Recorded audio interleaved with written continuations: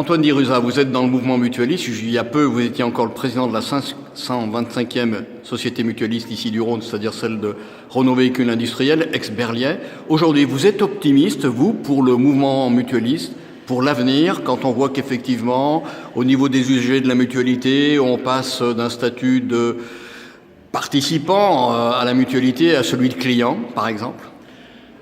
Je suis optimiste parce que les valeurs mutualistes sont plus que jamais d'actualité. Donc à partir du moment que ces valeurs et le fondement du mutualisme en lui-même est vraiment quelque chose ancré au cœur des valeurs même de notre pays, je crois que cet optimiste-là, il est à mon sens intéressant et il existe vraiment.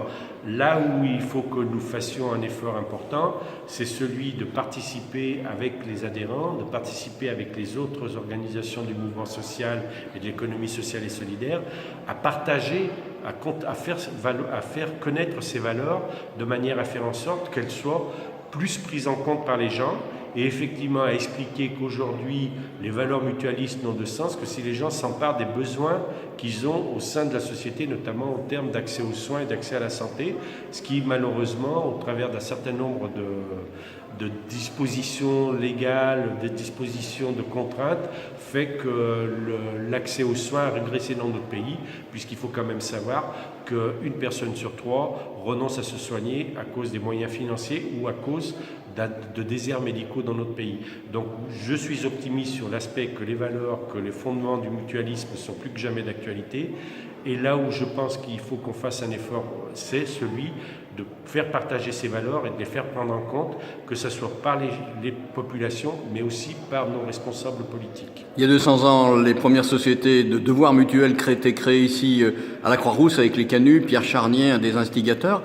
200 ans plus tard, 2 siècles plus tard, s'associer ensemble, mutualité, santé, automobile ou autre, ça garde une pertinence? Oui, ça garde une pertinence parce que le fondement même de la mutualité, du mutualisme, c'est l'union. L'union fait la force et l'union donne des capacités collectives à trouver des solutions aux problèmes. Donc cette pertinence, elle est plus que jamais majeure. C'est-à-dire qu'il faut qu'effectivement les gens se rassemblent, les gens soient collectivement intéressés aux solutions à leurs problèmes.